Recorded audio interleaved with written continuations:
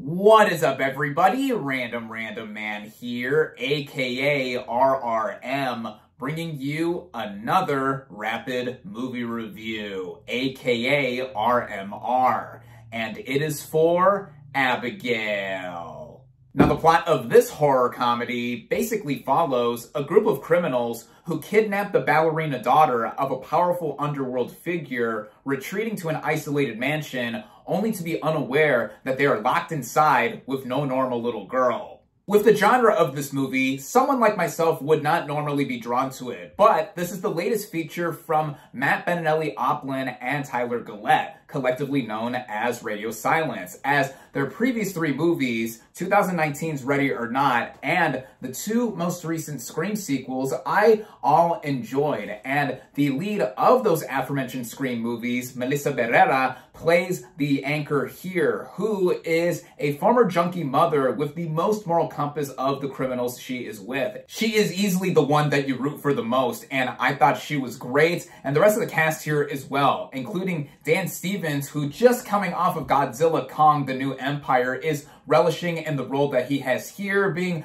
a little bit subdued but over the top at the same time. There's also Catherine Newton, who plays the young hacker of the group. Giancarlo Esposito early on shows up as the one who brings all of these criminals together. Will Catlett plays the group sniper. Kevin Durand plays the dim-witted big brute of the group. And the late Angus Cloud plays the criminal's wheelman, with this being one of his final film roles and the movie dedicated in his memory. Last but not least, of course, is Alicia Weir as the titular character, who has to go back and forth between being this terrified little girl and this vicious vampire ballerina, and all that she has to do in between, of course, I think makes her the standout. Writing-wise, this film plays out like a reverse Ready or Not, where instead of a bride outrunning her new in-laws in this big setting, it's these criminals who are trying to get away or be up against this vampire ballerina. And at first, the movie does take a while to get to that selling point that has been all over the marketing.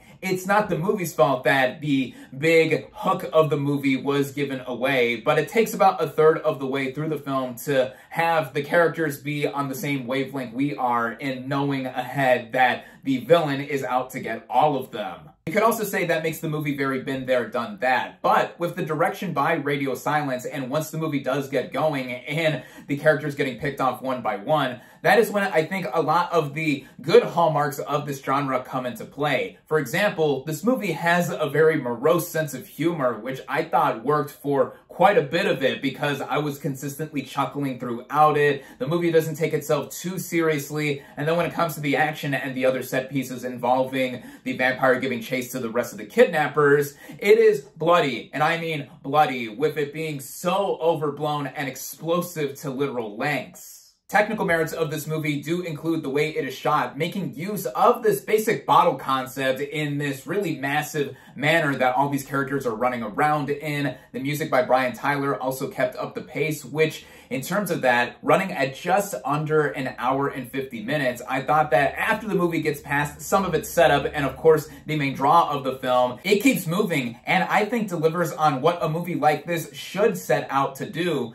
The minor quibbles I have with this film have to do with some really noticeable and shoddy ADR work. There's also jump scares. Given a horror movie like this, those are present. I'm not someone that scares very easily in movies and do find them to be cheap. But all in all, I think this film builds to be a familiar yet feverishly funny and bloody good time. And even for someone like myself who doesn't necessarily go to a horror movie first, I think that going out and seeing this thing in theaters is the way to go, especially with me and my audience laughing at a lot of the moments here. I think that Radio Silence is now 4 for 4 with these 4 most recent movies of theirs that I have seen, and I cannot wait to see what they do next. I definitely recommend Abigail. With that, my final verdict for Abigail is 4 out of 5 stars.